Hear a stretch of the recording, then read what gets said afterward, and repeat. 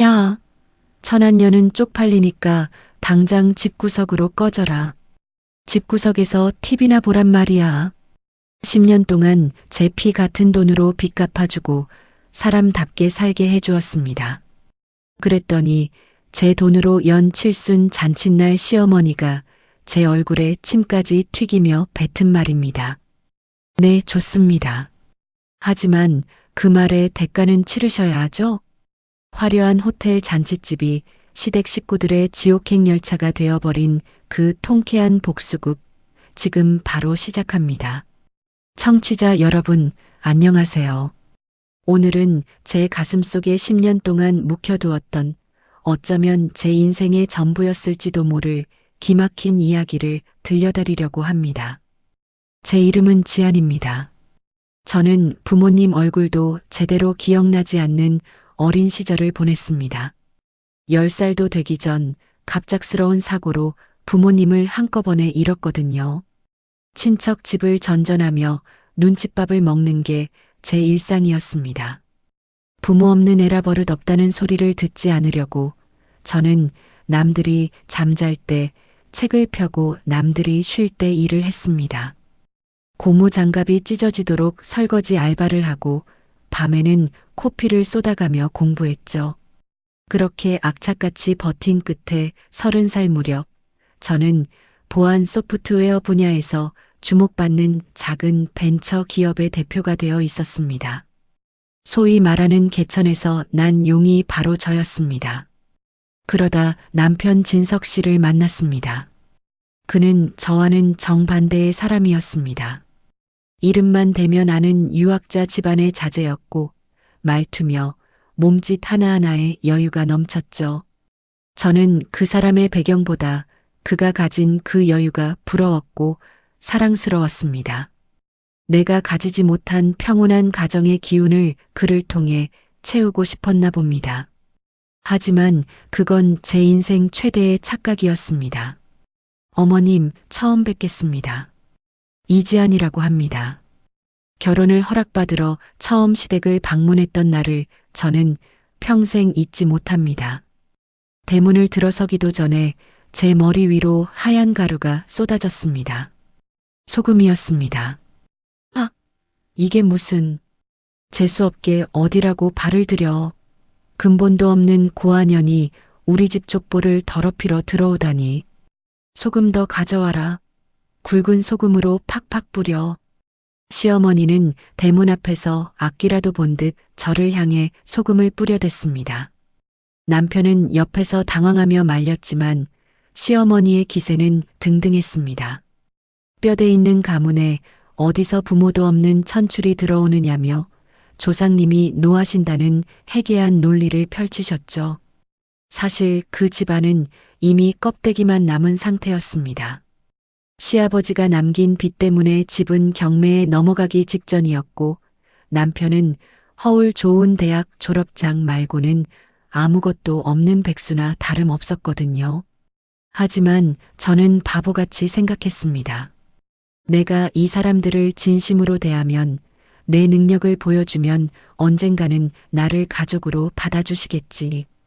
그날의 소금 세례를 저는 액땜이라 여기며 억지로 웃었습니다.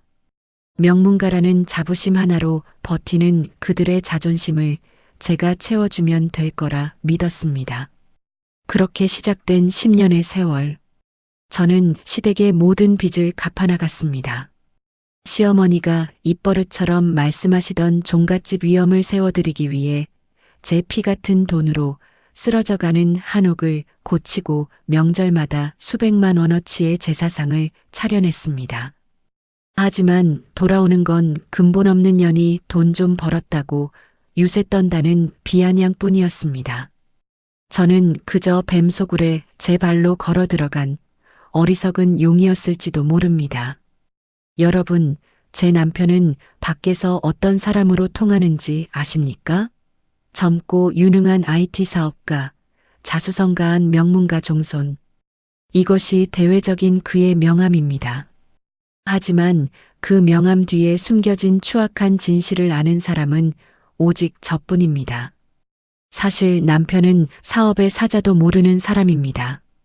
그가 운영하는 회사는 제 회사의 자회사 격으로 세워진 유령 같은 곳이었고 모든 기술력과 자본, 심지어 거래처 관리까지 제가 뒤에서 다 도맡아 했습니다. 남편이 하는 일이라곤 제가 써준 보도자료를 들고 기자들을 만나거나 제가 예약해준 골프장에서 접대 라운딩을 도는 것뿐이었죠. 여보, 이번에 당신 회사에서 발표한 신기술 말이야. 내가 사람들에게 설명하느라 진땀 뺐어. 다음부터는 좀 더 이해하기 쉽게 자료 좀 만들어줘. 집에 돌아온 남편은 고마워하기는커녕 저에게 훈수를 두곤 했습니다. 본인이 정말 잘나서 성공한 줄 착각하는 전형적인 무능한 권위주의자가 되어가고 있었죠. 그리고 그 착각의 가장 큰 조력자는 바로 시어머니였습니다. 시어머니는 매달 제가 보내드리는 500만 원의 생활비가 오로지 아들이 번 돈인 줄 아셨습니다. 제가 회사 일로 밤을 새우고 초췌한 모습으로 시댁에 가면 시어머니는 기다렸다는 듯 가스라이팅을 시작하셨습니다. 지안아, 너는 전생에 나라를 구했나 보다. 우리 진석이 같은 능력 있는 남편 만나서 사모님 소리 듣고 사니 말이야. 너 같은 애가 어디 가서 이런 귀한 집안 며느리 대접을 받아보겠니? 우리 아들 아니었으면 넌 평생 식당 서빙이나 하며 살았을 게다. 저는 어이가 없어서 헛웃음이 났지만 참았습니다. 제가 사실을 말하면 남편의 자존심이 깎일까봐, 그리고 가정이 불화에 휩싸일까봐 입을 다물었습니다. 시어머니는 제 침묵을 긍정으로 받아들이셨는지 갈수록 도가 넘는 요구를 하셨습니다. 야, 너 거기 서서 뭐하니? 아들 덕에 호강하면 식모질이라도 제대로 해야지. 거실 바닥에 먼지 앉은 거 안 보여? 손걸레질로 싹 닦아라. 그리고 내일은 우리 모임 있는 날이니까 네가 와서 음식 좀 차려. 명문가 며느리 솜씨 좀 보여줘야 내가 면이 서지 않겠니? 남편이 밖에서 사준 줄 아는 명품 가방과 보석들도 사실은 다 제법인 카드로 결제된 것들이었습니다. 시어머니는 그 가방을 들고 동네 사람들에게 우리 아들이 이번에 계약을 따내서 사줬다며 제 자랑 대신 아들 자랑만 늘어놓으셨죠. 그러면서 저에게는 돈 좀 만진다고 꼬리치지 마라. 내 돈은 내 돈이고 우리 아들 돈은 우리 집안 돈이다라며 선을 그으셨습니다. 심지어 시누이의 카페 보증금, 남편의 수입차 리스료, 시댁의 제사 비용까지 모두 제 통장에서 나갔습니다. 저는 마치 거대한 밑빠진 독에 물을 붓는 기분이었습니다. 하지만 그 독은 물을 채워줄수록 저를 고마워하기는커녕 더 큰 물을 요구하며 저를 압박해왔습니다. 어머니, 저도 요즘 회사 일이 너무 바빠서요. 가사 도우미를 한 명 쓰는 게 어떨까요? 어머, 인연이 이제 배가 불렀구나. 남편이 밖에서 피땀 흘려 벌어온 돈을 어디 함부로 써? 네가 손발이 없어, 눈이 없어? 젊은 년이 게으름 피울 생각만 하니 우리 진석이가 밖에서 길을 못 펴는 거다. 시어머니의 폭언은 날이 갈수록 심해졌고 남편은 그 옆에서 은근슬쩍 동조하며 저를 못난 아내로 몰아갔습니다. 10년이라는 시간 동안 저는 그렇게 천천히 하지만 확실하게 무너지고 있었습니다. 하지만 그들은 몰랐을 겁니다. 제가 그 가짜 왕국을 세운 주인인 것처럼 그 왕국을 단숨에 무너뜨릴 열쇠 또한 제 손에 있다는 사실을요. 그리고 그 기회는 시어머니의 화려한 칠순 잔칫날에 찾아오게 됩니다. 여러분, 사람의 욕심이라는 게 참 끝이 없다는 걸 저는 이번 일을 겪으며 뼈저리게 느꼈습니다. 10년을 참아온 저에게 시댁 식구들은 고마움은커녕 더 큰 굴레를 씌우려 하더군요.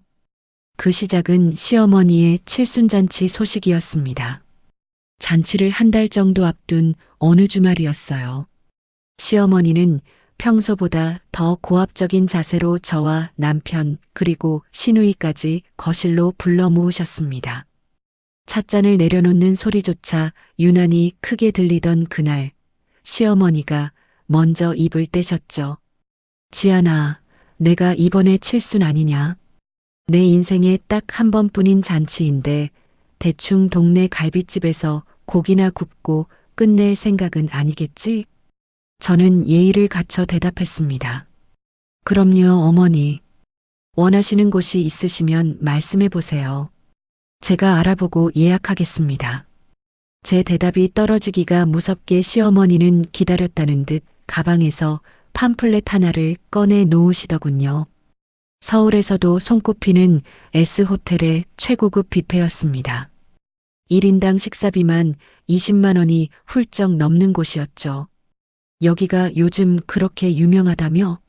내 지인들, 그 고위 관직 부인들이나 교수 부인들도 여기서 잔치를 많이 한다더라. 내가 그 사람들 앞에서 체면이 있지 아무 데서나 할 순 없잖니. 한 50명 정도 부를 생각이다. 예약해라. 50명이면 식대만 1,000만 원이 넘는 금액이었습니다. 하지만 그게 끝이 아니었어요. 옆에서 손톱을 정리하던 시누이 진아가 한술 더 뜨더군요. 언니, 엄마 칠순인데 밥만 먹고 끝내면 썰렁하잖아. 요새는 골드 칠순이 유행이래. 엄마 친구분은 며느리한테 금 스물돈을 받았다는데 우리 집 체면에 그 정도는 약하지 않아? 우리 엄마 그동안 고생 많이 하셨는데 금 50돈 정도는 해드려야 동네방네 자랑도 좀 하시지. 금 50돈이라니요. 요즘 금 시세를 생각하면 입이 떡 벌어지는 액수였습니다. 식대와 선물, 그리고 시어머니가 입으실 최고급 한복과 각종 부대 비용까지 합치면 칠순 잔치 한 번에 수천만 원이 우습게 깨질 판이었습니다. 남편 진석 씨요? 그는 그저 옆에서 당연하다는 듯 고개를 끄덕이며 거들 뿐이었습니다. 여보, 어머니 말씀 들었지? 내가 요즘 사업하느라 바빠서 어머니 신경도 못 써드렸는데 이번 기회에 당신이 제대로 효도 좀 해. 어차피 우리 회사 이번에 수익도 많이 났잖아. 그 정도 돈이 우리한테 큰 돈도 아니고 말이야. 여러분, 기가 막히지 않나요? 본인이 번 돈도 아니면서 제 회사의 수익을 마치 제 쌈짓돈 쓰듯 말하는 그 뻔뻔함에 저는 순간 뒷목이 뻐근해졌습니다. 제가 10년 동안 그들을 위해 바친 돈이 얼마인데 그들은 여전히 저를 돈 나오는 화수분 정도로만 여기고 있었습니다. 하지만 저는 그날 화를 내는 대신 조용히 미소 지었습니다. 네, 알겠어요. 어머니 칠순인데 그 정도는 해드려야죠. 호텔 예약부터 금 신동까지 제가 다 준비할게요. 제 말에 시어머니와 시누이의 얼굴에 보름달 같은 웃음꽃이 피었습니다. 그래, 지안이 네가 이제야 며느리 구실을 좀 하는구나. 라며 처음으로 저를 칭찬하기까지 하더군요. 하지만 그들은 몰랐을 겁니다. 제가 왜 그 터무니없는 요구를 순순히 받아들였는지 말입니다. 그날 밤 저는 서재에 앉아 조용히 생각에 잠겼습니다. 10년이라는 세월이 주마등처럼 스쳐 지나갔습니다. 첫 인사 때 소금을 뿌리던 시어머니, 매달 수백만 원의 생활비를 받아가면서도 저를 무시하던 시누이, 제 뒤에서 사장 소리를 들으며 온갖 사치를 일삼던 남편. 저는 결심했습니다. 이번 칠순 잔치를 그들에게 주는 마지막 기회로 삼기로 말이죠. 만약, 정말 만약이에요. 잔치를 준비하는 과정에서 그들이 단 한 번이라도 저에게 고생한다는 따뜻한 말 한마디를 건네거나 너무 무리하는 거 아니냐며 저를 걱정해주는 흉내라도 냈다면 저는 어쩌면 마음을 돌렸을지도 모릅니다. 결국 가족이니까요. 저는 끝까지 그들이 인간다운 모습을 보여주길 기대하며 제 마지막 남은 인내심의 끈을 붙잡고 있었습니다. 하지만 제 기대는 여지없이 무너졌습니다. 잔치를 준비하는 한 달 동안 시어머니는 수시로 전화를 걸어 금 쉰도는 24K 순금이 맞느냐, 호텔 메뉴의 랍스터는 무제한이냐며 확인 전화를 해댔습니다.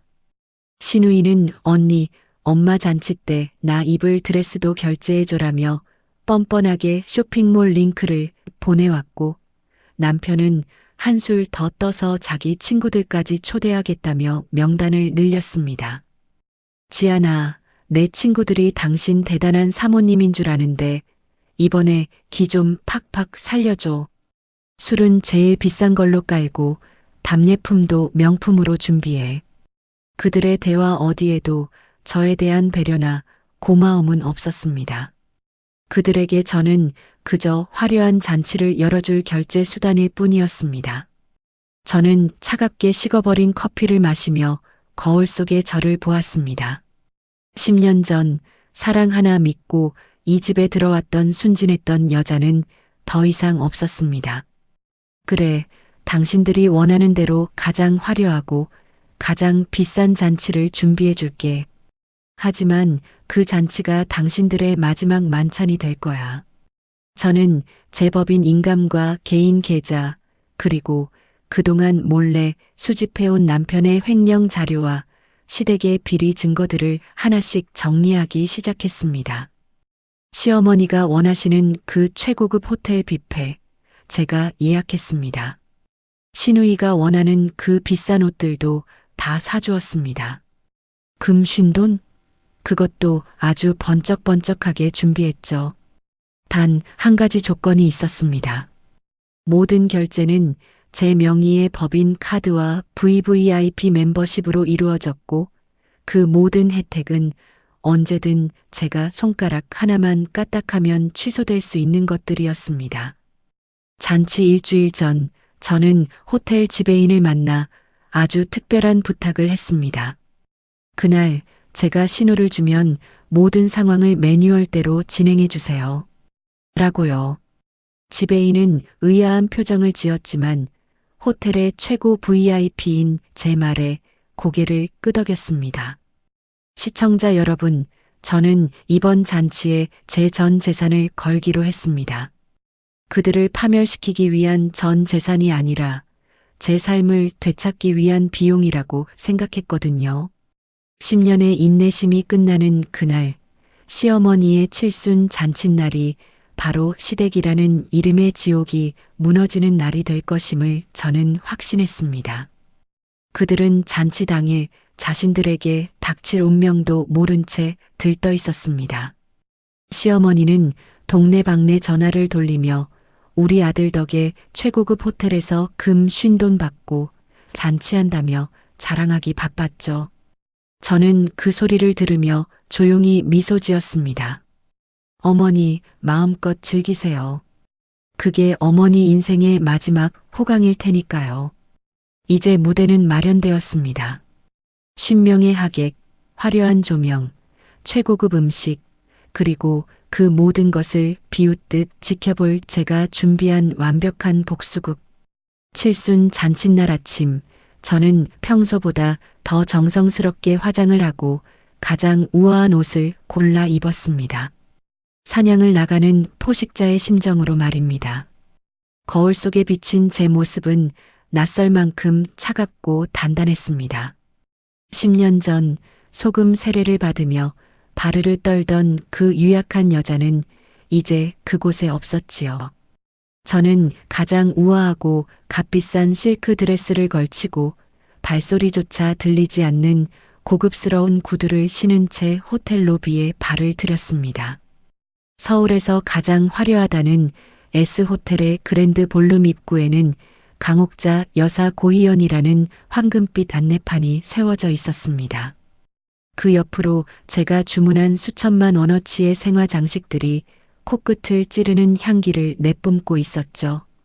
그 향기 속에서 제 돈으로 산 최고급 한복을 입고 제 돈으로 산 보석을 주렁주렁 매단 시어머니가 지인들 사이에서 거들먹거리고 있는 모습이 보였습니다. 전직 고위 관직의 부인들, 교수 부인들, 소위 말하는 사자 들어가는 남편을 둔 그 사교계 모임의 일원들이 시어머니 주위를 둘러싸고 연신 감탄사를 내뱉고 있었습니다. 어머, 강 여사님, 이 비싼 호텔을 통째로 빌리다니 역시 아드님이 능력이 대단하시네요.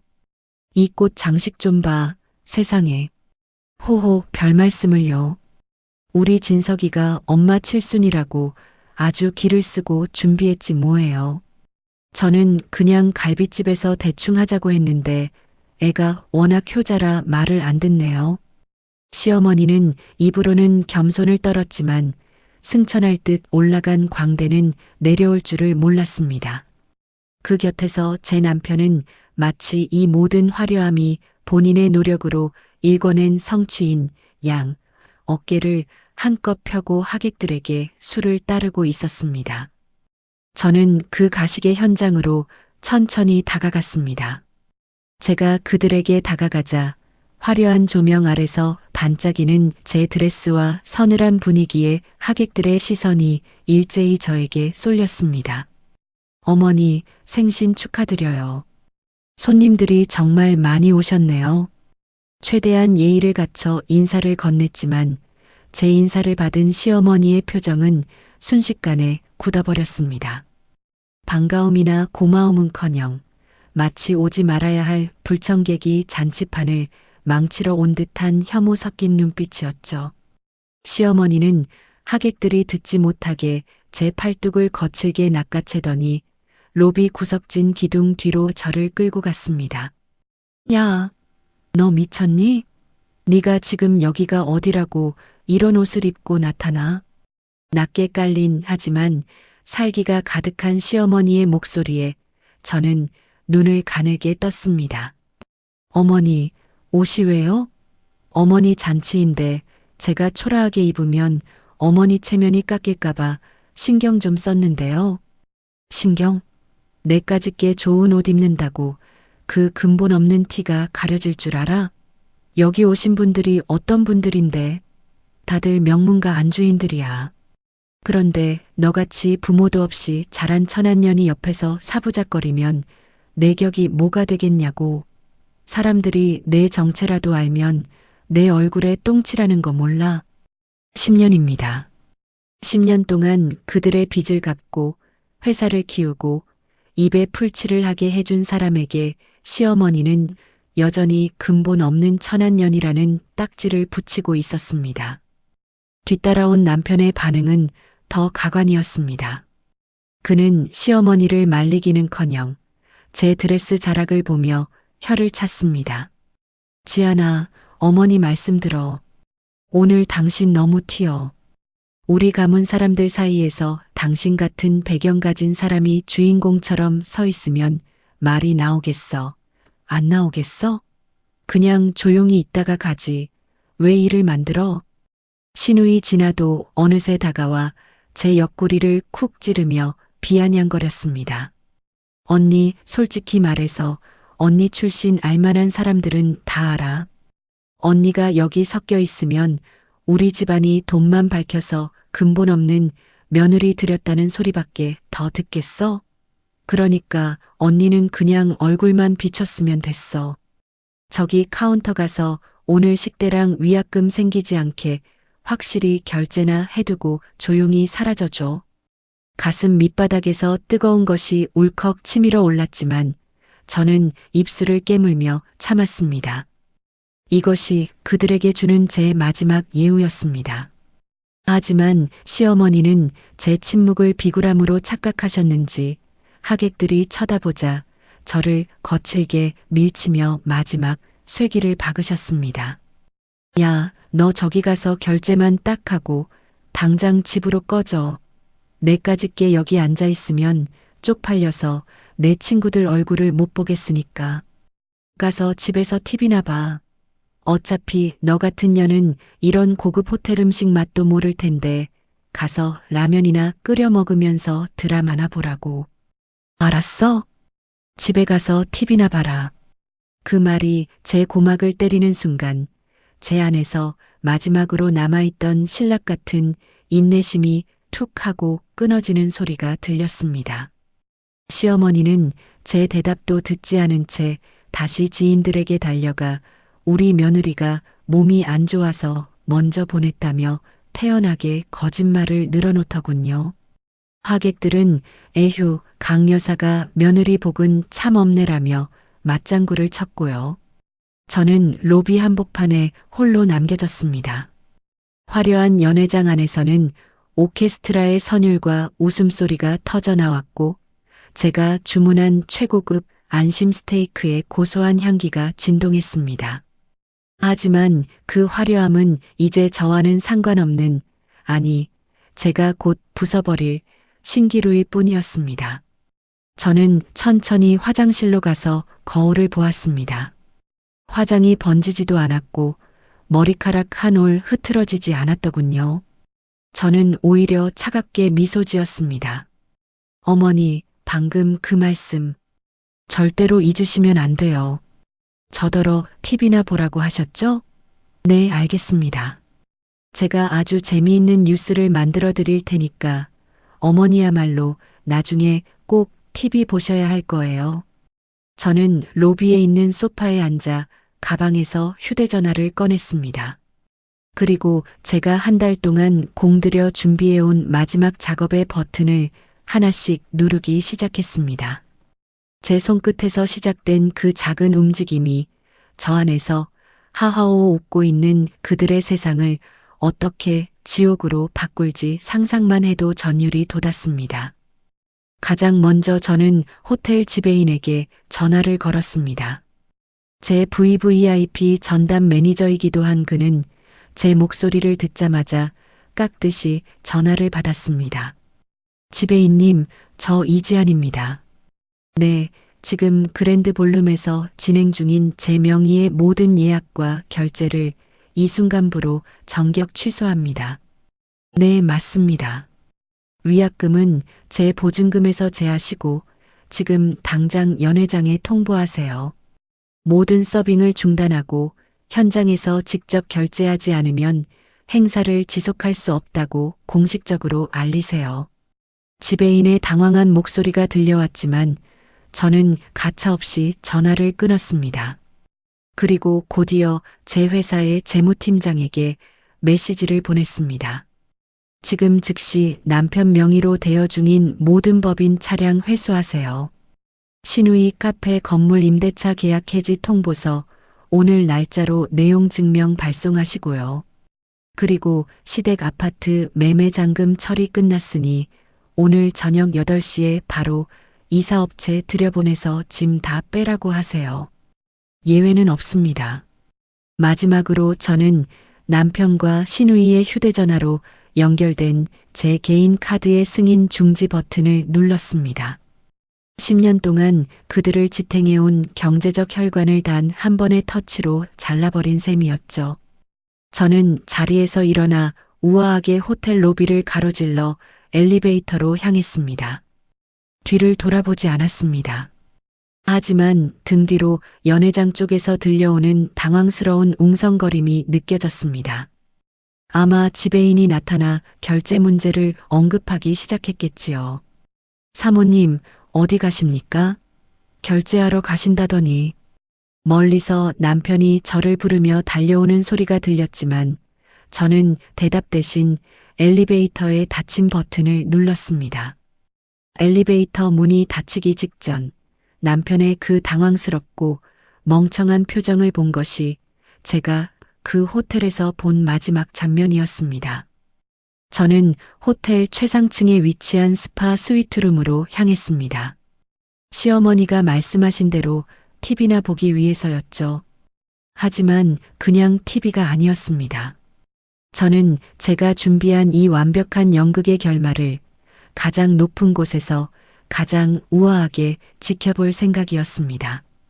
엘리베이터가 펜트하우스 층에 도착하자 정적만이 가득한 복도가 저를 맞이했습니다.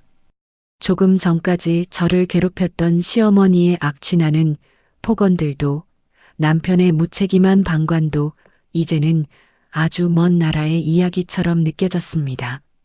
저는 지배인이 건네준 스파룸 카드를 꺼내 들었습니다. 이제부터 진짜 잔치가 시작될 참이었습니다. 제가 차려놓은 화려한 밥상이 어떻게 그들의 목을 죄는 밧줄이 되는지 그 처절한 몰락의 서막이 열리고 있었습니다. 엘리베이터가 고층을 향해 매끄럽게 올라가는 동안 숫자가 바뀔 때마다 제 마음의 무게도 하나씩 덜어지는 기분이었습니다. 3층 연회장에서 들려오던 그 가식적인 웃음소리와 시어머니의 날카로운 폭언은 이제 두꺼운 철문 너머 저 멀리 사라졌지요. 문이 열리자마자 저를 맞이한 건 로비의 소란과는 차원이 다른 고요하고도 은은한 아로마 향이 감도는 최상층 스파 스위트룸의 복도였습니다. 이곳은 제가 이 호텔의 VVIP 멤버십을 유지하면서도 정작 바쁘다는 핑계로 또 시댁 식구들 뒷바라지하느라 단 한 번도 마음 편히 발을 들이지 못했던 공간이었습니다. 입구에 들어서자 전담 지배인이 미리 나와 저를 기다리고 있더군요. 조금 전 제 전화를 받고 무척 당황했을 텐데도 그는 베테랑답게 한치의 흐트러짐 없는 자세로 저를 안내했습니다. 이쪽입니다, 사모님. 요청하신 대로 연회장 쪽에는 저희 지배인 대리가 직접 내려가 결제 변경 사항을 전달했습니다. 사모님 명의의 모든 서비스는 이 시간부로 중단되었으니 안심하고 쉬십시오. 저는 가볍게 고개를 끄덕이며 방 안으로 들어갔습니다. 웅장한 통창 너머로 서울의 전경이 한눈에 내려다 보이는 스위트룸.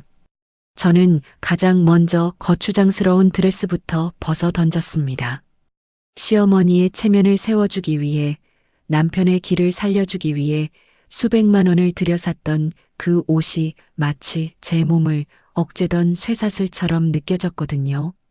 드레스를 벗어 던지는 그 순간 지난 10년 동안 저를 짓눌렀던 착한 며느리라는 가짜 껍데기가 비로소 벗겨져 나가는 것 같았습니다. 폭신하고 하얀 가운으로 갈아입은 저는 테라스에 마련된 프라이빗 스파 욕조로 향했습니다. 욕조 안에는 이미 제가 좋아하는 온도로 따뜻한 물이 차오르고 있었고 그 위로는 붉은 장미 꽃잎들이 우아하게 떠다니고 있었습니다. 저는 그 따뜻한 물속에 천천히 몸을 담갔습니다. 이제야 좀 살 것 같네. 입 밖으로 터져나온 한숨은 서러움이 아니라 해방감이었습니다. 부모 없이 자랐다는 이유로 무시당하지 않으려고 그들의 빚을 갚아주고 허세를 채워주면 언젠가는 나를 진심 어린 가족으로 받아줄 거라 믿었던 그 미련한 시간들이 주마등처럼 스쳐 지나갔습니다. 하지만 이제 그 미련은 물거품처럼 사라졌습니다. 뜨거운 물이 피부에 닿자 긴장으로 뻣뻣하게 굳어있던 온몸의 근육들이 비명을 지르며 풀리기 시작했습니다. 하지만 몸은 편안해졌어도 제 정신은 그 어느 때보다 날카롭게 깨어 있었습니다. 저는 욕조 옆 테이블에 놓인 제 전용 태블릿 PC를 켰습니다. 제 명의로 된 모든 법인 카드와 개인 카드의 결제 알림이 실시간으로 연동되는 화면이었습니다. 잠시 후 제가 기다렸던 소식들이 알림음과 함께 쏟아지기 시작했습니다. S호텔 연회장 결제 승인 거절, 사용자에 의한 중지, S호텔 베이커리 결제 승인 거절, 한도 초과, S호텔 발렛 파킹 결제 승인 거절. 화면에 뜨는 빨간색 승인 거절 문구들을 보며 저는 차갑게 미소 지었습니다. 지금쯤 아래층 연회장에서는 어떤 일이 벌어지고 있을까요? 아마 지배인이 시어머니와 남편에게 다가가 결제가 되지 않으니 지금 즉시 다른 카드로 3천만 원을 현장 결제해달라고 정중하지만 단호하게 요청하고 있을 겁니다. 그들이 가진 카드요? 이미 제가 다 손을 써두었지요. 남편이 제 회사 법인 카드라고 믿고 쓰던 그 수많은 카드들, 그리고 시누이가 제 보조 카드로 명품 쇼핑을 즐기던 그 카드들 모두 10분 전에 제가 분실 신고와 승인 거절 처리를 끝냈습니다. 그들은 지금쯤 하객들 앞에서 얼굴이 불그락푸르락해진 채 한도 초과라는 모욕적인 메시지를 마주하고 있을 겁니다. 어머니, 제가 말씀드렸잖아요. TV나 보겠다고요. 그런데 어머니, 그 TV 속에 나오는 비극의 주인공이 바로 어머니 자신이 될 거라는 생각은 못 하셨나 봐요. 저는 와인 한 잔을 따라 입에 머금었습니다. 쌉싸름한 레드 와인의 향이 목을 타고 넘어가자 복수의 쾌감이 온몸으로 퍼지는 것 같았습니다. 하지만 제 반격은 여기서 끝이 아니었습니다.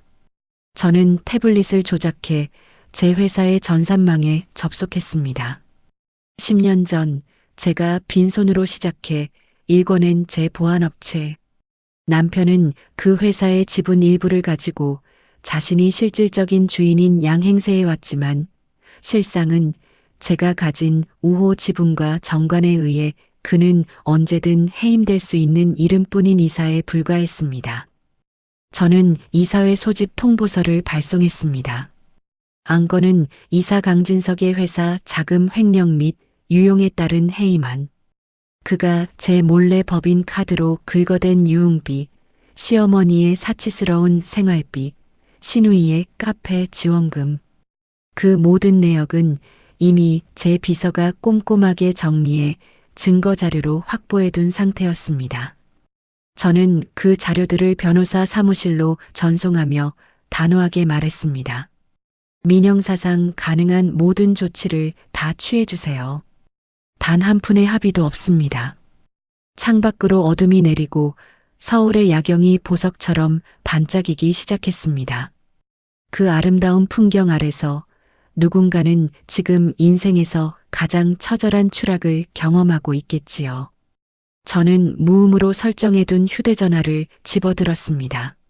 화면에는 부재중 전화가 벌써 50통이 넘게 찍혀 있었습니다.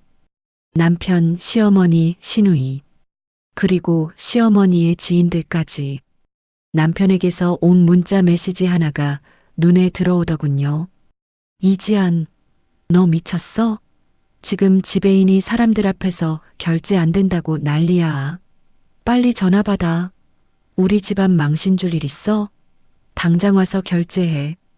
망신이라고요? 본인들이 저를 로비에서 쫓아내며 천안년은 쪽팔리니 꺼져라고 했던 건 망신이 아니었나 봅니다. 저는 그 문자를 가볍게 삭제했습니다. 그리고 시어머니에게서 온 문자도 확인했죠. 야, 너 어디야? 지금 사람들 다 보는 앞에서 나를 이렇게 개망신을 줘? 너 오기만 해봐라. 내가 너를 가만두지 않을 테니까. 당장 돈 보내. 협박과 애원, 분노가 뒤섞인 메시지들이 쉴 새 없이 도착했지만 저는 그저 우아하게 스파를 즐길 뿐이었습니다. 10년 동안 그들의 폭언을 견디며 제가 흘린 눈물에 비하면 이 정도 알림음은 그저 배경음악에 불과했습니다. 저는 지배인을 불러 한 가지를 더 확인했습니다. 지배인님, 아까 말씀드린 블랙리스트 건은 어떻게 됐나요? 네, 사모님. 사모님께서 지정하신 인원들에 대해서는 저희 호텔 그룹 전체 체인에서 향후 10년간 이용을 제한하는 블랙리스트 등록을 마쳤습니다. 오늘 행사 미수금이 처리되지 않을 경우 즉시 법무팀을 통해 가압류 절차에 들어갈 예정이라는 점도 해당 고객들에게 통보했습니다. 완벽했습니다. 돈만 있으면 명문가가 될 수 있다고 믿었던 그들에게 이제 그 돈줄이 끊기는 것뿐만 아니라 그들이 가토록 사랑하던 상류층의 공간에서 영원히 추방당하는 형벌을 내린 것이죠. 시어머니는 이제 자신이 그토록 무시하던 천한 사람들의 자리로 내려가게 될 겁니다. 욕조에서 나온 저는 전신 거울 앞에 섰습니다. 따뜻한 김이 서린 거울을 손으로 닦아내자 그 어느 때보다 생기 있고 당당한 제 모습이 나타났습니다. 10년 전 부모 없는 서러움에 떨며 시댁 식구들의 비위를 맞추던 그 불쌍한 여자는 이제 죽었습니다. 이제 제 앞에는 오직 저 자신만을 위한 삶이 기다리고 있었습니다. 저는 다시 침대에 누워 호텔의 대형 TV를 켰습니다.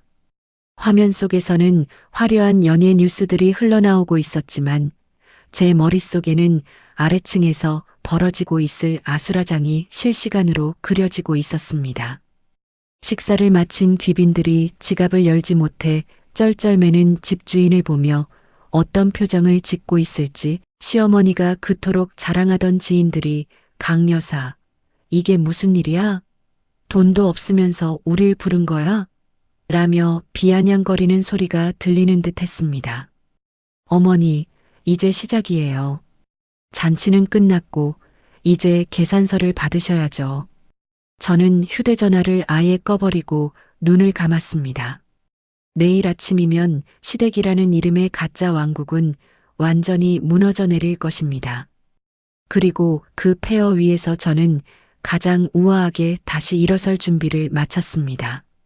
제가 펜트하우스의 고요한 침묵 속에서 눈을 감고 휴식을 취하던 그 시각, 세 층 아래 그랜드 볼룸의 화려한 조명 밑은 그야말로 아비규환의 생지옥으로 변해가고 있었습니다.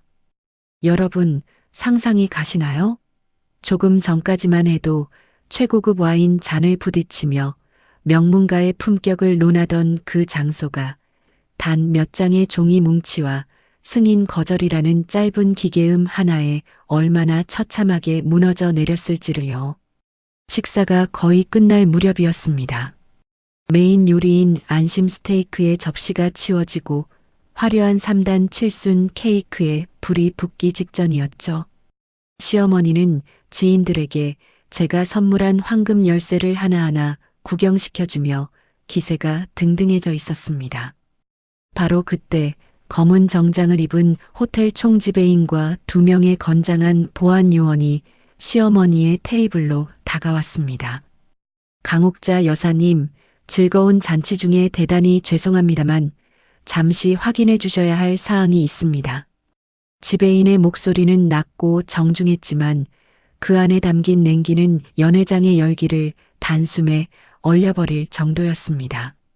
시어머니는 영문을 모르겠다는 듯 눈을 가늘게 뜨며 대답하셨죠. 확인? 무슨 확인? 지금 잔치 한창인 거 안 보여? 나중에 해, 나중에. 하지만 지배인은 물러서지 않았습니다. 그는 태블릿 PC를 내밀며 주변에 앉은 귀빈들이 다 들릴 정도의 목소리로 또박또박 말했습니다. 현재 행사를 예약하신 이지한 사모님 명의의 모든 결제가 정격 취소되었습니다. 더불어 기존에 등록된 법인 카드들도 모두 사용 정지 상태입니다. 지금 즉시 미결제 금액인 식대와 대관료, 위약금을 포함한 총 3,150만 원을 현장에서 결제해 주셔야 행사를 계속 진행하실 수 있습니다. 그 순간 연회장 안의 모든 소리가 일시 정지 버튼을 누른 듯 멈췄습니다. 3,150만 원. 시어머니의 손에 들려있던 와인 잔이 미세하게 떨리기 시작했습니다. 주변에 앉아있던 전직 고위 관직 부인들과 교수 부인들의 시선이 일제히 시어머니와 남편에게 꽂혔죠. 어머, 강 여사. 이게 무슨 소리야? 결제가 안 되다니? 아까는 아드님이 다 준비했다며? 지인들의 수군거림에 얼굴이 벌겋게 달아오른 남편이 급히 지배인의 앞을 막아섰습니다. 이봐요. 지배인, 지금 제정신입니까? 우리 집안이 어떤 집안인데 이런 신뢰를 범해. 우리 와이프가 잠깐 착오가 있었나 본데 일단 내 카드로 긁을 테니까 당장 저 보안 요원들 치우고 사과해요. 남편은 호기롭게 지갑에서 가장 아끼는 블랙카드를 꺼내 지배인에게 던지듯 건넸습니다. 시어머니도 그제야 안심이 된 듯 콧방귀를 뀌며 지인들을 안심시켰죠.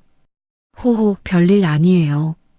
우리 아들 카드가 한도가 무제한이라 가끔 호텔 시스템이랑 충돌이 나나 봐.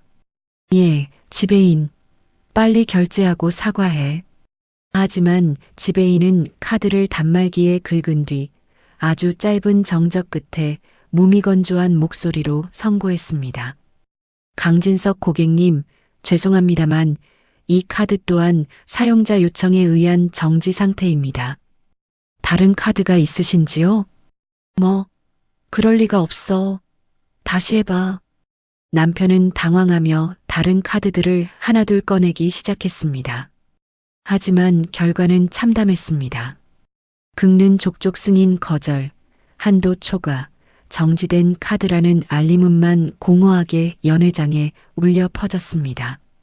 사실 그가 가진 모든 카드는 제 회사 명의이거나 제 통장에서 자동이체되는 보조 카드들이었으니까요.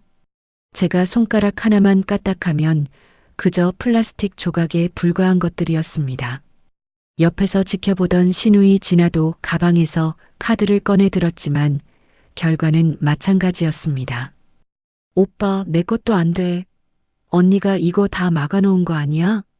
이 미친년이 진짜. 신우이의 입에서 거친 욕설이 튀어나오자 주변 하객들의 표정은 경악으로 물들었습니다. 고상하고 기품 있는 명문가인 줄 알았던 집안의 미천이 만천하에 드러나는 순간이었죠.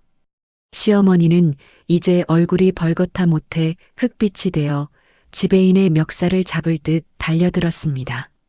너니가 짜고 치는 거지. 우리 아들이 얼마나 돈이 많은 사람인데. 이지안, 그년 어딨어. 당장 그년 잡아와. 여사님, 진정하십시오. 사모님께서는 이미 퇴실하셨으며 본 행사와 관련된 모든 비용 지불 의사가 없음을 공식적으로 밝히셨습니다. 지금 결제가 이루어지지 않으면 저희 매뉴얼에 따라 경찰을 부를 수밖에 없습니다. 또한 이미 서빙된 음식값에 대해서는 사기 혐의로 고소가 진행될 예정입니다. 경찰이라는 단어가 나오자 연 회장은 순식간에 아수라장이 되었습니다. 지인들은 애구 망신도 이런 망신이 없네. 돈도 없으면서 호텔에서 잔치를 열어 우리를 들러리 세운 거야? 라며 짐을 챙겨 일어나기 시작했습니다. 시어머니가 다급하게 지인들의 옷소매를 붙잡으며 애원했지만 그들은 차갑게 손을 뿌리치고 연 회장을 빠져나갔습니다. 강 여사, 앞으로 우리 모임엔 나오지 말게. 격 떨어져서 같이 못 놀겠네. 그토록 자랑하던 인맥들이 단 한순간에 썰물처럼 빠져나가는 뒷모습을 보며 시어머니는 바닥에 주저앉아 통곡하기 시작했습니다. 하지만 더 비참한 건 그 다음이었습니다. 호텔 측은 결제가 완료되지 않았다는 이유로 시어머니가 받은 금, 쉰돈 선물과 하객들에게 나눠주려던 고가의 답례품들을 압류하겠다며 상자를 치우기 시작했습니다. 안 돼. 이거 내 거야. 우리 며느리가 놔준 거라고. 손 치워. 이 천한 것들아. 시어머니는 바닥을 뒹굴며 소리를 질렀지만 보안 요원들은 눈 하나 깜짝하지 않고 물건들을 수거해 갔습니다. 남편은 호텔 복도에서 누군가에게 미친 듯이 전화를 걸고 있었습니다. 아마 저였겠지요. 하지만 제 휴대전화는 이미 꺼져 있었고 그가 믿고 있던 세상은 이미 무너진 뒤였습니다. 잔치 한 달 전부터 우리 아들 덕에 호강한다며 온 동네에 자랑을 늘어놓았던 시어머니. 1인당 20만 원이 넘는 스테이크를 썰며 품위를 논하던 그 위선적인 잔치상은 이제 먹다 남은 음식물 쓰레기와 3천만 원이라는 잔인한 계산서만 덩그러니 남은 지옥으로 변해버렸습니다. 지배인은 마지막으로 바닥에 주저앉은 시어머니에게 차갑게 덧붙였습니다. 여사님, 오늘 미수금은 내일 오전까지 처리되지 않을 경우 법적 절차에 들어갑니다. 그리고 사모님의 요청으로 강옥자님, 강진성님, 강진아님 세 분은 저희 호텔 그룹 전체 체인에서 영구 블랙리스트로 등록되셨음을 알려드립니다. 다시는 저희 호텔 근처에 발을 들이지 마십시오. 시청자 여러분, 이것이 바로 제가 준비한 첫 번째 칠순 선물이었습니다. 하지만 이건 시작일 뿐입니다. 지옥의 잔치상에서 겨우 몸만 빠져나온 그들이 돌아갈 집마저 사라졌다는 사실을 알게 되면 그들은 과연 어떤 표정을 지을까요? 저는 스파를 마치고 보드라운 침대에 누워 내일 아침 그들이 마주할 진짜 지옥을 상상하며 아주 깊고 단잠을 청했습니다. 10년 만에 처음으로 아무런 걱정 없이요. 여러분, 호텔에서의 그 소란스러운 밤이 지나고 드디어 결전의 아침이 밝았습니다. 저는 펜트하우스의 폭신한 침대 위에서 그 어느 때보다 개운한 기분으로 눈을 떴습니다. 10년 동안 매일 아침 시어머니의 잔소리와 남편의 무관심 속에서 억지로 몸을 일으키던 때와는 차원이 다른 상쾌함이었죠. 저는 우아하게 가운을 걸치고 테라스로 나가 차 한 잔을 마시며 휴대폰을 켰습니다. 전원을 켜자마자 기다렸다는 듯 쏟아지는 수백 통의 부재중 전화와 문자들.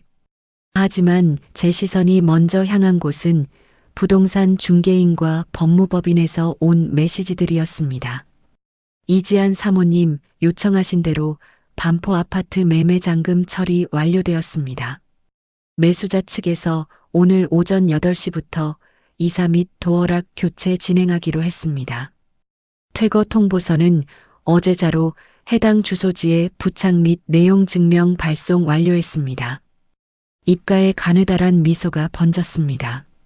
시어머니가 우리 아들이 사준 명문가 종가댁이라며 동네방네 자랑하던 그 80평짜리 아파트. 사실 그 집은 제가 결혼 전부터 모은 자금과 사업 수익으로 제 명의로 구매한 제 재산이었습니다. 시어머니의 길을 살려주기 위해 그리고 남편의 체면을 위해 제 명의라는 사실을 숨긴 채 그들이 마음껏 누리게 해줬던 것뿐이었죠. 그 시각 호텔에서 뜬 눈으로 밤을 지새우다시피 한 시댁 식구들은 어떤 모습이었을까요? 3천만 원이라는 거액의 식대를 해결하지 못해 호텔 보안실에 잡혀 있다가 결국 남편이 지인들에게 구걸하다시피 돈을 빌려 일부를 치르고 겨우 풀려났을 겁니다. 엉망진창이 된 한복 차림으로 화장이 다 번진 얼굴을 하고 그들이 도착한 곳은 바로 그 아파트 앞이었습니다. 아이고, 내 팔자야. 그 천한년 때문에 이게 무슨 망신이야. 집에 들어가서 일단 좀 씻고 당장 사람 풀어서 그년 찾아내. 내 금쉰돈 돌려받아야 해.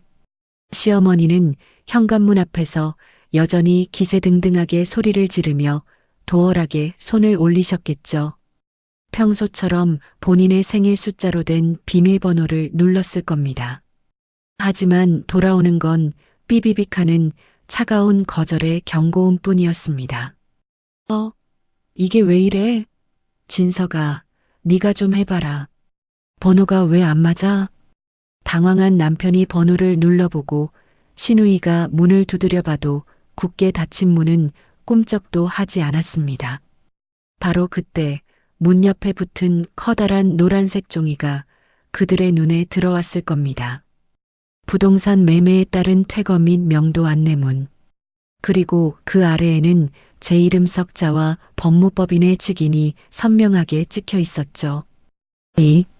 이게 뭐야? 매매, 퇴거? 이 집이 왜 팔려? 우리 진석이 집인데. 시어머니의 비명이 아파트 복도에 울려 퍼질 때쯤 엘리베이터 문이 열리며 검은 정장을 입은 건장한 남성들과 이사 업체 직원들이 들이닥쳤습니다. 제 법률 대리인인 변호사였습니다. 강옥자 씨, 강진석 씨 되십니까? 저는 이지한 씨의 법률 대리인입니다. 이 아파트는 이미 어제자로 매매 계약이 종료되었고 현재 소유권은 제3자에게 넘어갔습니다. 이지한 씨 명의의 재산이므로 귀하들은 더 이상 이곳에 머물 권리가 없습니다. 지금 즉시 짐을 빼주셔야 합니다. 남편은 미친 사람처럼 변호사의 멱살을 잡으려 들었겠지요. 내 집이야. 내가 이 집 사장이라고. 하지만 변호사는 냉정하게 등기부등본을 내밀었을 겁니다. 10년 전부터 어제까지 이 집의 주인은 단 한 번도 이지안이라는 이름을 벗어난 적이 없다는 증거를 말이죠. 그들의 절망은 여기서 끝이 아니었습니다. 제가 준비한 경제적 혈관 끊기는 이제부터가 진짜 시작이었거든요. 신우이 진아가 금지옥엽처럼 아끼며 운영하던 청담동의 브런치 카페. 그곳 역시 제 건물에 제가 내준 보증금으로 운영되던 곳이었습니다.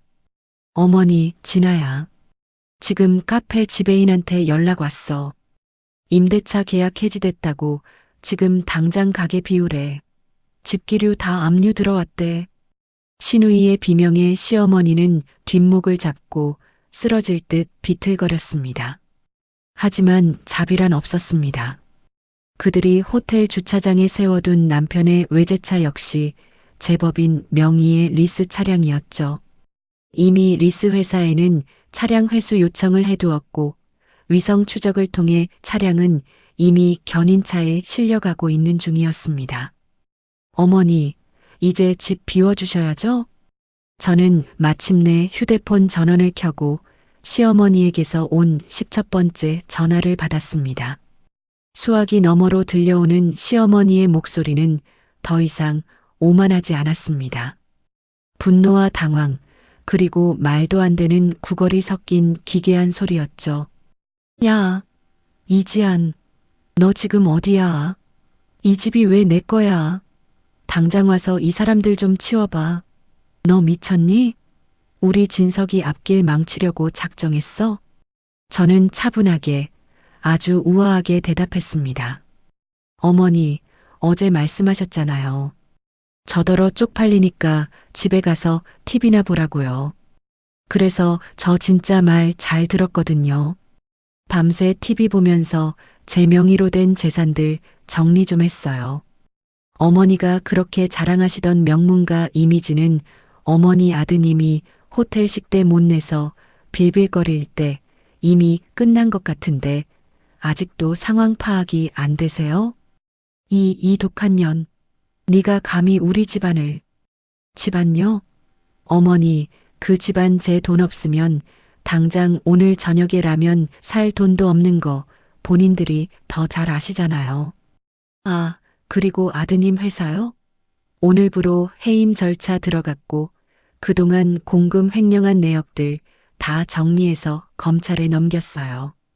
어머니가 호강하시던 그 모든 게 제 피눈물이었다는 거 이제 몸소 체험하실 시간이에요. 저는 말을 마치고 가차없이 전화를 끊었습니다. 그리고 곧바로 수신 차단을 눌렀죠. 시청자 여러분, 10년 동안 제 어깨를 누르던 그 무거운 짐들이 단 한순간에 사라지는 기분을 아십니까? 저는 테라스에 앉아 마지막 차 한 모금을 마셨습니다. 이제 그들은 길바닥으로 나앉게 될 겁니다. 명품 가방 대신 비닐봉지를 들고 최고급 호텔 뷔페 대신 유통기한 임박한 편의점 도시락을 걱정해야 하는 처지로 말이죠. 시어머니는 늘 말씀하셨죠. 근본 없는 년은 격이 떨어진다고. 이제 제가 보여드릴 차례입니다. 진짜 격이라는 건 돈으로 사는 가방에서 나오는 게 아니라 자신의 삶을 스스로 개척하고 지켜내는 힘에서 나온다는 것을요. 하지만 제 복수는 아직 정점에 도달하지 않았습니다. 빈손으로 쫓겨난 그들이 마지막으로 향할 곳, 그리고 그곳에서 마주할 시어머니의 진짜 최후가 기다리고 있거든요. 여러분, 이제 칠순 잔치의 진짜 피날레를 보러 가실 준비 되셨나요? 전화를 끊고 나니 방 안에는 다시금 완벽한 정적이 찾아왔습니다. 시어머니의 그 찢어지는 듯한 비명과 독설이 머물던 자리를 은은한 클래식 음악과 가습기에서 뿜어져 나오는 부드러운 안개가 채웠죠. 저는 휴대폰을 침대 옆 탁자에 올려두었습니다. 진동 모드로 바뀐 휴대폰은 마치 경기를 일으키는 생물처럼 쉴 새 없이 파르르 떨리며 불빛을 내뿜기 시작했습니다. 그것은 10년 동안 쌓아온 가짜 권위가 무너져 내리는 소리이자 뱀소굴에서 터져나오는 단군 일에 가장 처절한 절규였습니다. 시청자 여러분, 화면을 가득 채우는 부재중 전화의 숫자를 보며 제가 무슨 생각을 했을 것 같나요? 무서웠을까요? 아니면 미안했을까요? 아니요. 저는 그저 신기했습니다. 저를 부모 없는 천한년이라 부르며 사람 취급도 안 하던 사람들이 돈줄이 끊기고 길바닥에 나앉게 되자 저를 이토록 간절하게 찾고 있다는 사실이 말이죠. 첫 번째 30통은 분노였습니다. 이지연, 너 지금 어디야? 당장 나타나지 못해? 네가 우리 집안에 입은 은혜를 이렇게 원수로 갚아? 경찰에 신고하기 전에 당장 와서 이사업체 다 돌려보내. 야, 너 미쳤어? 내 차 견인해 간 거 너지? 감히 누구 차를 건드려. 내 차 리스료 네가 내는 건 당연한 거 아냐? 그게 다 내 내조덕인데. 남편과 시누이 진아의 문자는 여전히 고압적이었습니다. 그들은 본인들이 누리던 모든 것이 제 호의였다는 사실을 아직도 인정하지 못하고 있었죠. 마치 제가 그들의 소중한 재산을 훔쳐간 도둑이라도 되는 양굴더군요. 하지만 40통을 넘어갈 때쯤 문자의 기류가 바뀌기 시작했습니다. 억울함과 당황함이 섞인 호소였죠. 지안아 여보, 내가 잘못했어. 어머님이 좀 과하시긴 했지만 그래도 칠순이잖아. 당신이 한 번만 참아주면 안 될까? 지금 우리 갈 데가 없어. 일단 문이라도 좀 열어주게 해줘. 어머님 지금 길바닥에서 울고 계셔. 언니 나 진아야. 내가 아까 호텔에서 한 말은 그냥 엄마 편들려고 한 거야. 본심 아니야. 나 카페 당장 문 닫으면 위약금 어떻게 해? 언니 부자잖아. 나 한 번만 살려줘. 응? 비굴함이 뚝뚝 묻어나는 그 메시지들을 보며 저는 와인 한 잔을 더 따랐습니다.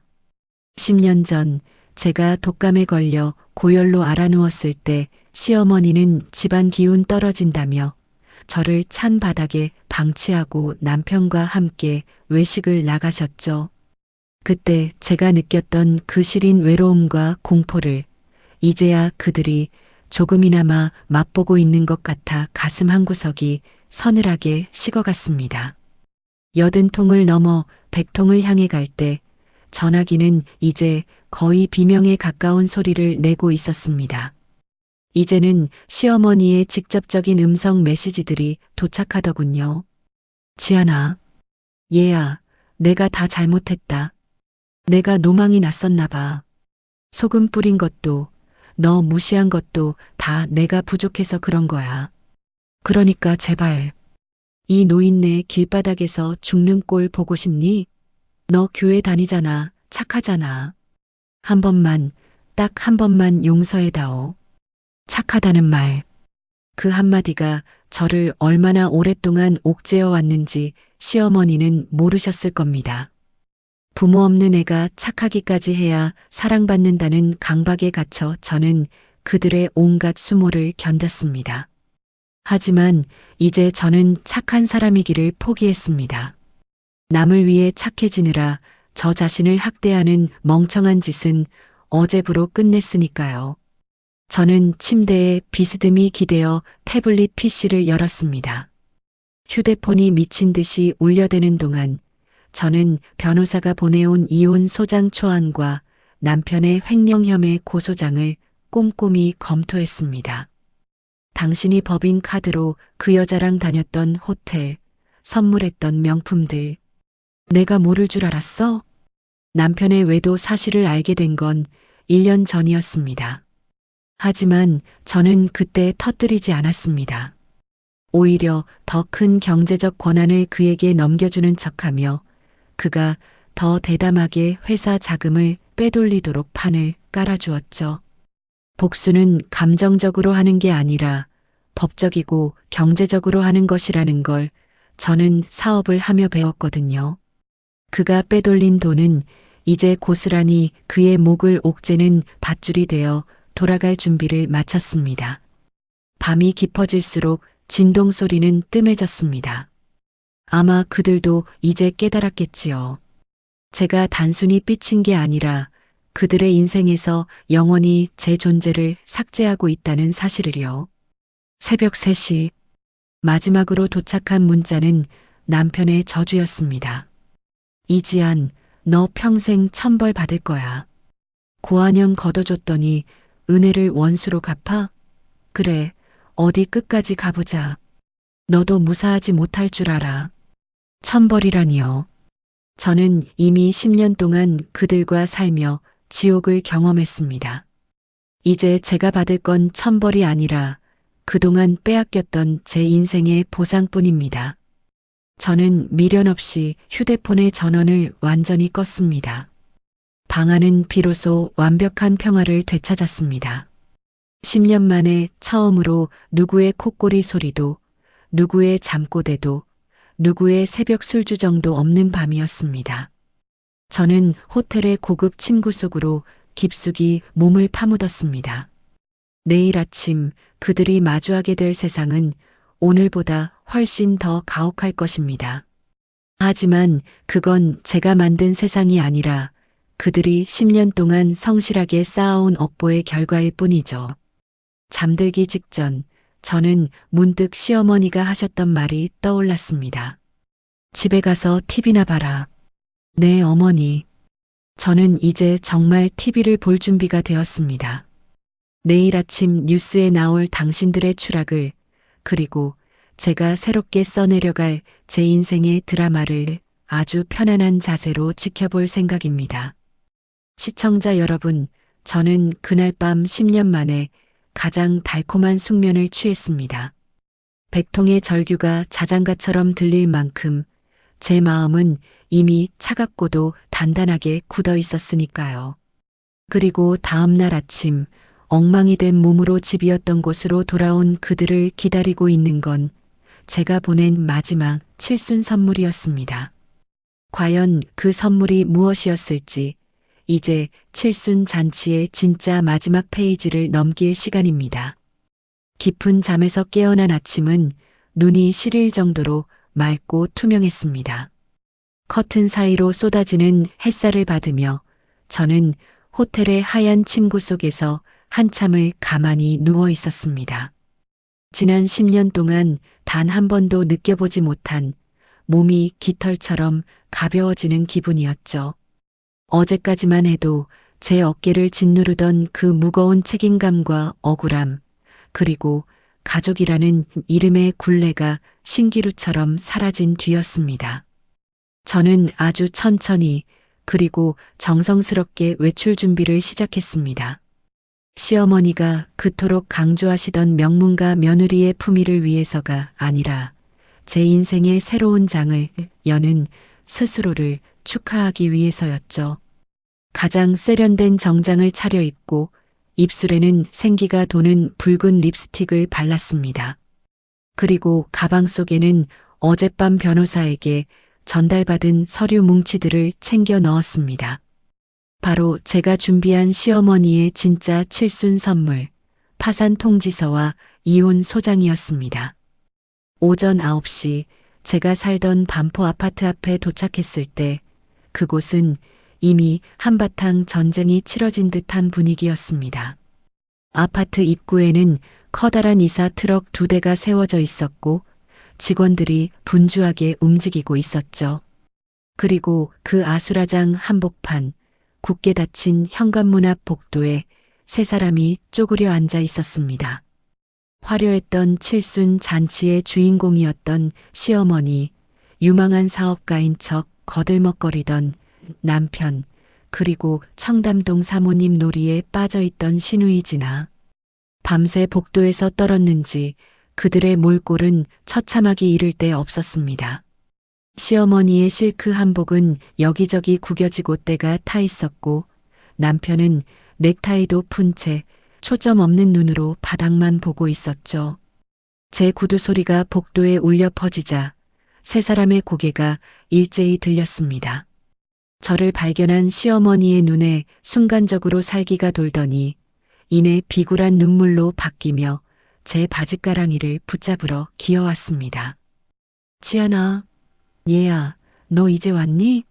어서 이 문 좀 열어다오. 이 무식한 놈들이 우리 짐을 다 밖으로 빼내고 있어.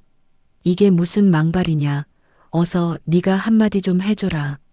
시어머니의 손이 제 구두 끝에 닿으려 할 때 저는 차갑게 한 걸음 뒤로 물러섰습니다. 10년 전 소금을 뿌리며 저를 문전박대하던 그 기세는 어디로 갔을까요?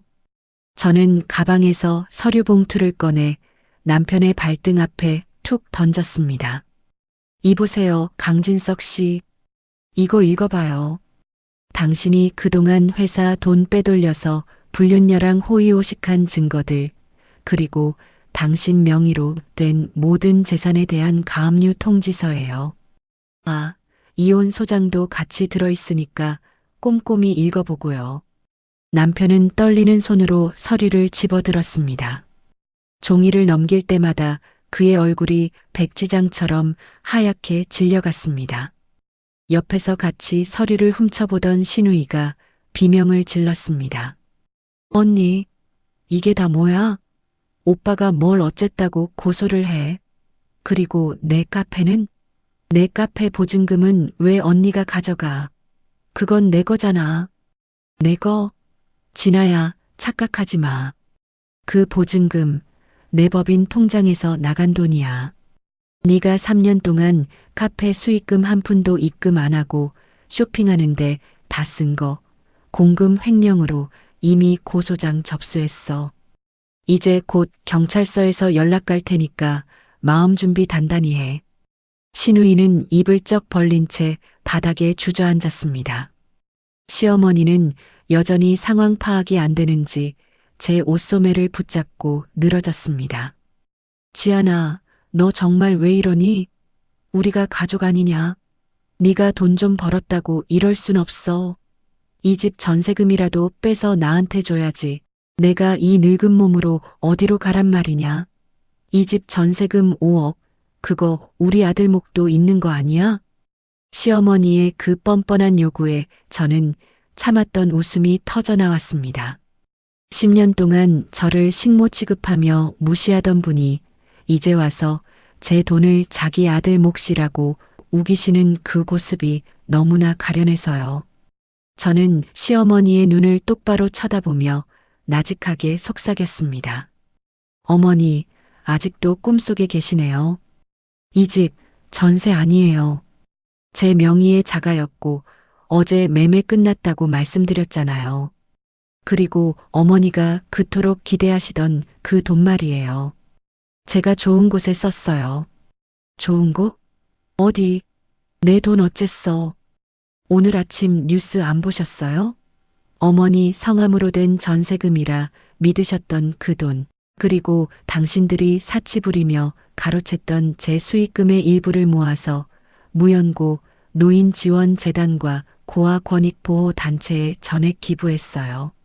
어머니가 그토록 무시하시던 근본 없는 사람들을 위해 어머니 이름으로 기부했다고요. 아마 오늘 오후쯤이면 기부 증서가 어머님 앞으로 배달될 거예요. 그게 제가 드리는 마지막 칠순 선물입니다. 시어머니는 믿기지 않는다는 듯 허공을 휘젓다가 비명을 질렀습니다. 내 돈, 내 생명 같은 돈, 이 독한 년이 내 돈을 남들한테 줘버려? 네가 사람이냐? 네가 인간이야.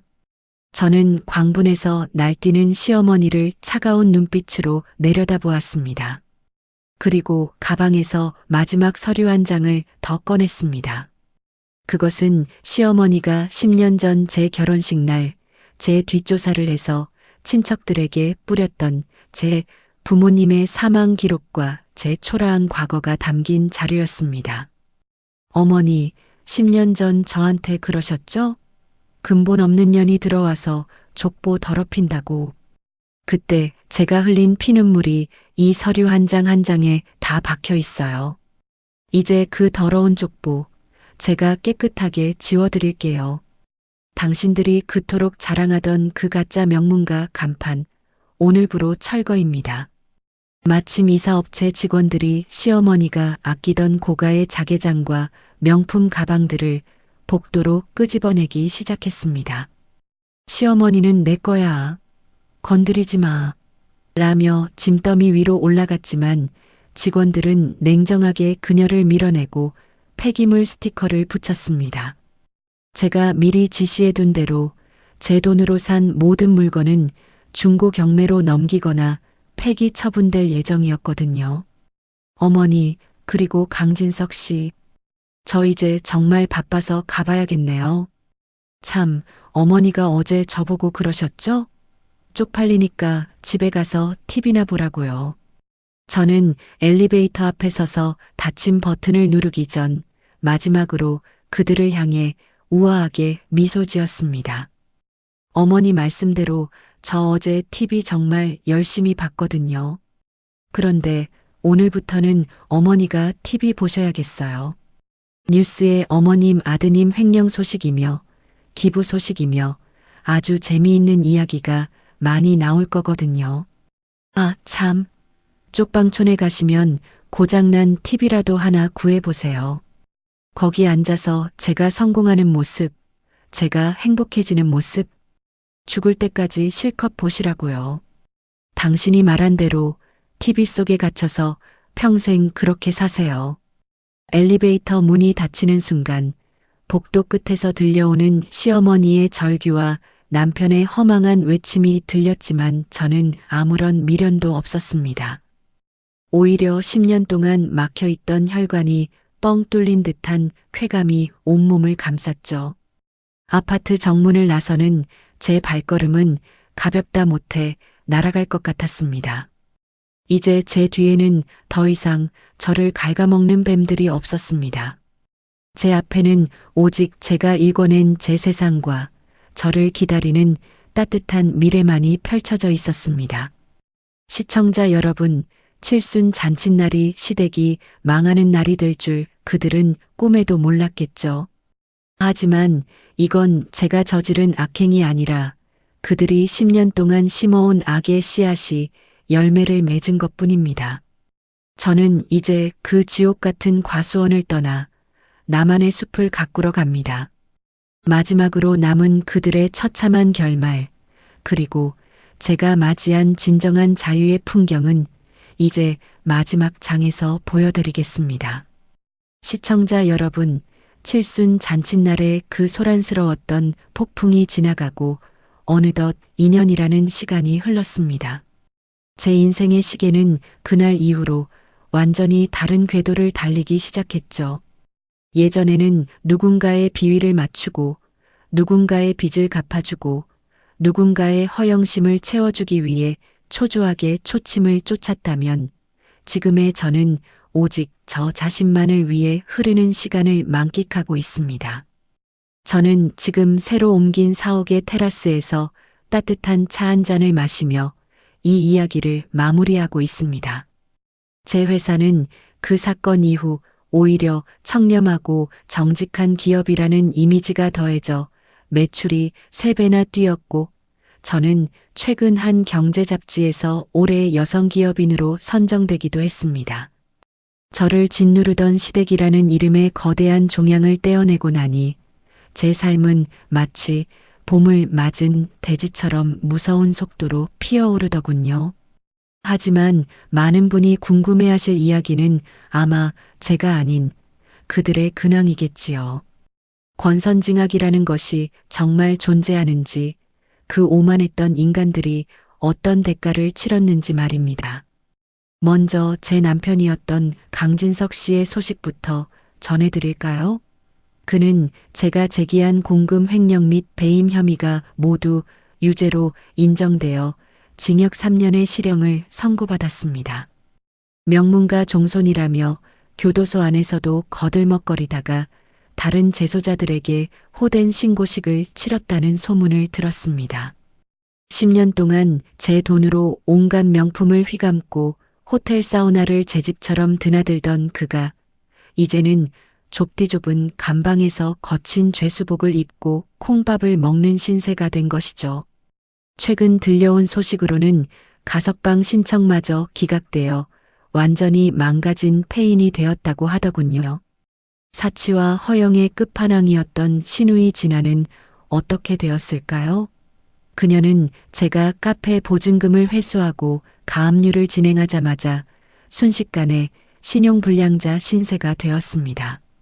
그동안 청담동 사모님 행세를 하며 어울렸던 인맥들은 그녀의 파산 소식이 들리자마자 약속이라도 한 듯 연락을 끊었습니다. 그녀는 지금 지방의 한 식당에서 설거지 아르바이트를 하며 입에 풀칠을 하고 있다고 합니다. 손에 물 한 방울 안 묻히고 살게 해주겠다던 제 호의를 발로 찼던 그녀가 이제는 매일같이 튼 손에 연고를 바르며 제 이름을 저주하며 살고 있겠지요. 하지만 가장 극적인 최후를 맞이한 사람은 바로 제 시어머니 강옥자 여사입니다. 서울 변두리의 어느 낡은 쪽방촌.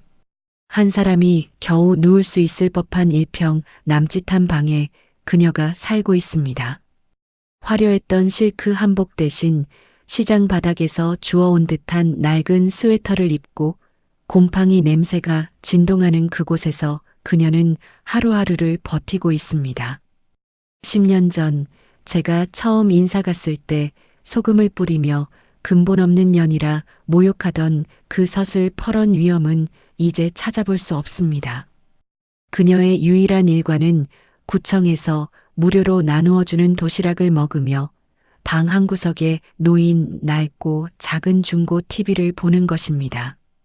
그 TV는 제가 일부러 그녀에게 사람을 보내 전달한 것입니다. 어머님 말씀대로 TV 실컷 보시라고 전해달라는 제 마지막 편지와 함께 말이죠. 엊그제 저는 특별한 방송에 출연하게 되었습니다.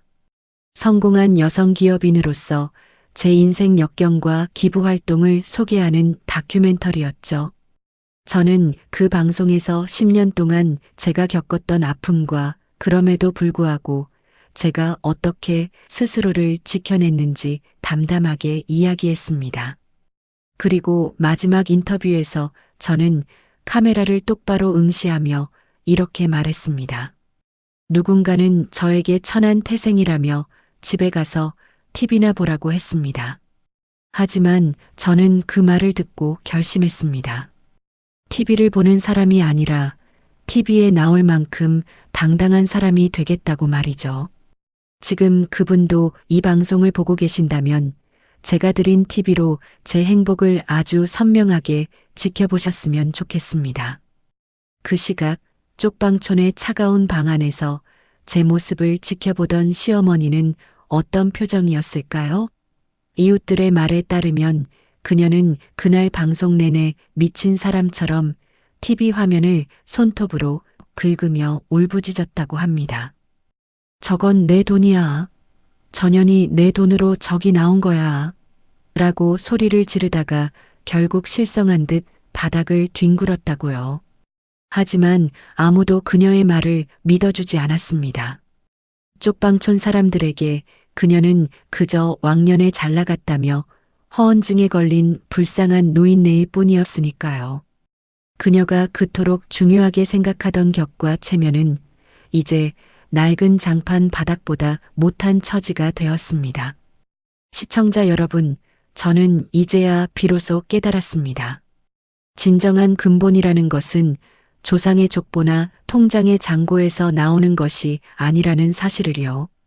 그것은 어떤 비바람 속에서도 자신을 포기하지 않는 자존감, 그리고 타인의 아픔을 헤아릴 줄 아는 따뜻한 마음에서 나오는 것이었습니다. 뱀소굴에서 용으로 피어난 제 인생이 증명하고 있지 않습니까? 저는 이제 찻잔을 내려놓고 다시 제 업무로 돌아가려 합니다. 제 뒤에는 더 이상 저를 저주하는 목소리도 저를 이용하려는 손길도 없습니다.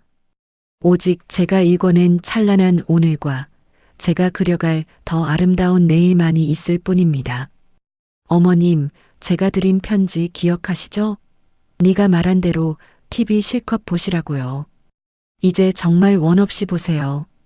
저는 어머님이 제 행복을 지켜보며 피눈물을 흘린 그 시간이 어머님이 평생을 바쳐 쌓아온 가짜 명문가의 마지막 장례식이 되길 바랍니다. 시청자 여러분, 제 기나긴 이야기를 끝까지 함께 해주셔서 감사합니다. 칠순 잔칫날 시댁을 무너뜨린 제 선택. 제가 너무 독했던 걸까요? 아니면 정당한 대가였을까요? 여러분의 솔직한 생각을 댓글로 남겨주세요. 그리고 혹시 여러분의 삶에도 혹시 저와 같은 고난이 있다면 부디 자신을 믿고 끝까지 버티시길 바랍니다. 포기하지 않는 사람에게 인생은 반드시 가장 달콤한 사이다를 대접하니까요. 지금까지 이지안이었습니다. 모두 행복한 하루 되세요.